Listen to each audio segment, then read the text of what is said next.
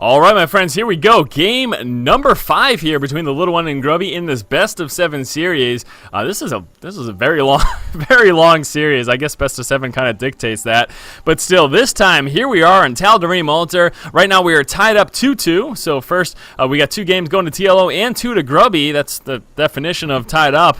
And yeah, this time TLO Remastered, we've got Grubby here spawning the lower left position as our green Protoss player. Upper left here is the little one as the red Terran player. And yeah, it's been intense. It's been long and it's been intense, but it's been pretty fun. I've enjoyed doing this commentary. And again, apologies for the second half of this series coming out about half a day later than the first half. It was, as mentioned prior, due to internet issues, but everything is resolved right now, obviously, because you were watching this replay. So let's see how this game plays out. Another very large game, so could quite possibly end up in a very long game. I mean, the larger maps tend to be macro focused, but we will see. I mean, anything goes really in these games. There could be some sort of shenanigans from either player. We'll have to keep an eye onto that. Same situation from the little one as I mentioned last game, keeping that first depot nice and close, allowing him to get that out as quick as possible and cut back on any delay in the mining time.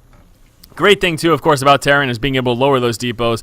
You can stick those in the path of the refinery gathering or the mineral gathering and just lower them, and it's no big deal. Nothing, no damage done. No damage done at all. Grubby is scouting out right now. Got his pylon in his gateway in right now. He will be moving first to the lower right position. That, of course, is not going to be where he wants to go.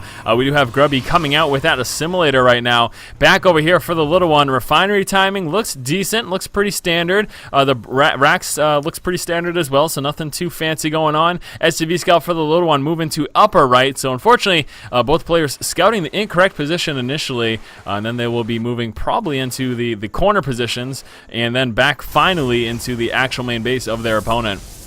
Grubby coming out with that Cybercore right now. There we go. Let's keep an eye as to when that second geyser does come out. Back over here for the little one. Again, nothing really telling yet at this point in the game. We have a second Marine coming through. We'll be very interested to see what the little one decides to go with in this game. And there we go. The 2 worker scouts passing each other and then moving again into that incorrect position. Really big advantage right now for the little one is that, you know, Grubby really has no chance of scouting him out with this Marine situated right over here and that second Marine. Now, we've got a factory coming through. Here is the Cybercore finished. Second assimilator is finally up right now, getting that saturated, and it's going to be getting that warp gate research right away.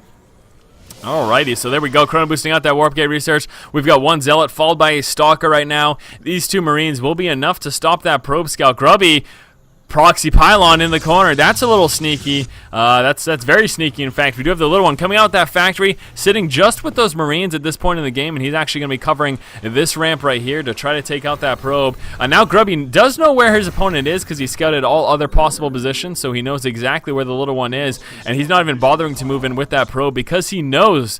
Oh boy, what is this? Proxy Stargate right outside of the little one's base, and let's see, is this SCV scout going to get taken out in time? And we're not sure. A couple more shots. He's going to be scouting fully around the base. He didn't manage to check the corner though. And this is actually really big. And the little one coming out with an expo, and that is very dangerous, guys. Grubby has this proxy Stargate. We will be seeing some void rays come into play. One thing I mentioned is the little one didn't manage to get that SCV scout all the way around. So although he does expect more than this at this point in the game, he's not sure that there might be tech situated right over here. And the fact that he wasn't able to scout that out means he doesn't know to check for proxy buildings. Had he scouted all the corners of Grubby's base and seen that there was nothing besides that gateway in his main at that time, then he would have been aware that there was probably a proxy building or something else funny going on. But since he didn't manage to check those corners, he doesn't really know. And this is, oh my gosh, here comes that first void ray. We've got 2 additional gateways coming out, so Grubby really going all for this right now. That warp gate research just about finished. He's going to be using those chrono boosts there on those void rays, and look at this. This is fantastic. All right, proxy pylon situated right here with vision of the high ground from that void ray. We'll be getting some warped in units over there. That's really scary. At the same time, though, here comes the little one with the push of a few Hellions and Marines, and this is actually a very strong and dangerous push. Let's see how Grubby responds, though. Needs to warp into the high ground. Oh, boy. Is he? No, he's actually warping into his main to defend. And here we go right now. Grubby moving out with that Void Ray. This is a little bit scary for both players. We do have the Stalkers, though, taking out those guys, and the Stalkers should be enough to deal with this, especially if we get a couple more Stalkers in over here. Back over here, the Void Ray has stopped mining from that Expo. The little one forced to move all the way over there, and the Void Ray fully charged will be doing a lot of damage, and here's a push from the little one coming out right now. Is he going to have enough to take out Grubby's units? We're going to be seeing another warp in over here. There's the Zealot getting warped in. That gets target fire down. That's allowing those Stalkers to pick off those Marines, though, and the little one's push has been stopped, and the little one calling the GG.